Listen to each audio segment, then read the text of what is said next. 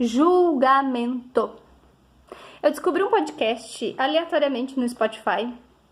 Ele se chama Liberte-se da Sua Mente. E eu descobri um episódio dele que se chama Tal, a Sabedoria do Silêncio Interno. E quando eu ouvi esse episódio, me caiu muita ficha e me fez refletir sobre julgamento. Coisa que eu nunca tinha parado para pensar de fato a respeito. Eu vou compartilhar com vocês assim, ó, um pedacinho só para vocês entenderem mais ou menos o que eu tô falando, tá? A dualidade. Cada vez que você julga alguém, a única coisa que faz é expressar a sua opinião pessoal. E isso é uma perda de energia. É puro ruído. Julgar é uma maneira de esconder as suas próprias fraquezas. O sábio tolera tudo sem dizer uma palavra.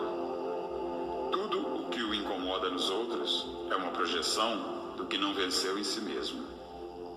Deixe que cada um resolva os seus problemas. Enfim, esse episódio tem aproximadamente 9 minutos e ele fala basicamente sobre julgamento e uma abordagem mais completa, né? Além desse episódio, também algumas coisas me fizeram seguir nesse processo de refletir sobre o julgamento, que foi o curso que eu fiz de barras de Axis, que lá é percebido como, o julgamento é percebido como um ponto de vista, né? Um interessante ponto de vista, que cada um tem seu ponto de vista.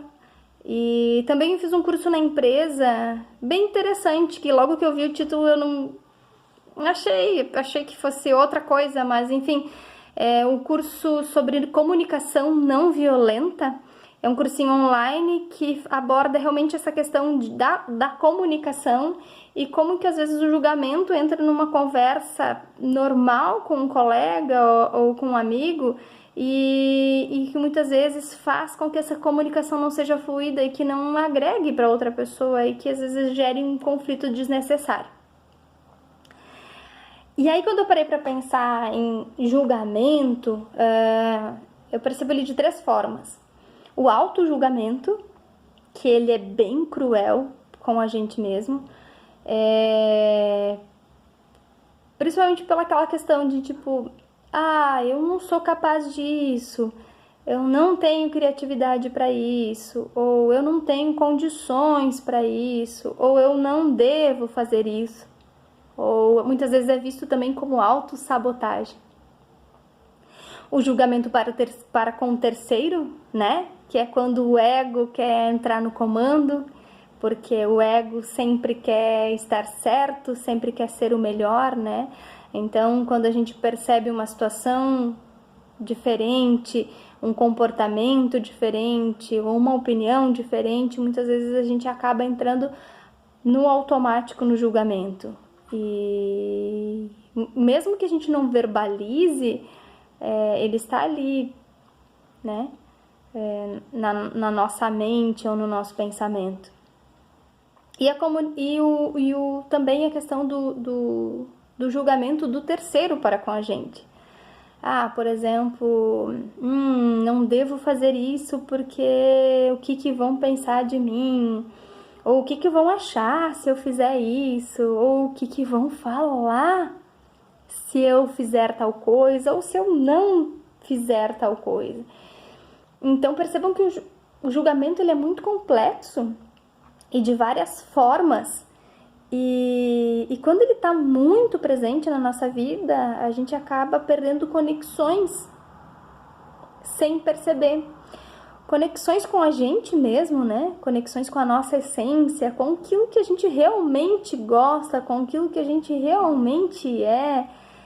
Às vezes a gente se molda tanto para ficar dentro de um padrão, ou para a empresa, ou para a família, ou para uma sociedade, que a gente às vezes deixa de ser quem a gente realmente é, o que a gente realmente gosta de fazer.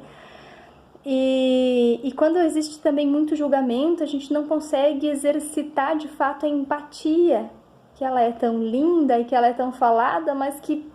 Será que de fato a gente exerce assim, a empatia? Será que de fato a gente consegue se colocar no lugar do outro? Ou será que muitas vezes quando a gente percebe uma situação a gente já acaba colocando o nosso ponto de vista, o nosso julgamento, a nossa percepção para com aquilo, e aí não sobra tempo pra gente, ou não sobra espaço para se colocar no lugar do outro. E essa conexão, existe uma perda então de conexão, né? Quando existe muito julgamento, não sobra tanto espaço para uma real conexão, para uma real fluidez de comunicação, tanto com a gente quanto com o próximo. E essa questão de julgamento, interessante ponto de vista, não necessariamente tudo tem que ser certo, tudo tem que ser errado, ou tem que ter certo e errado, tem que ter bom e mal, tem que ter bonito e feio. Dá para tentar viver sem esse processo de ter que colocar tudo em caixinhas quadradinhas, organizadinhas. Porém, o não julgamento ele não é um exercício fácil, ele é um exercício diário. Porém, quando eu comecei a exercitar o não julgamento e eu faço essa cobrança diária, eu percebi pequenas micro-revoluções e maior fluidez na comunicação, maior conexão com as pessoas e uma sensação de liberdade muito boa, uma sensação gostosa de liberdade. Então, era isso que eu queria compartilhar com vocês aí. Beijão!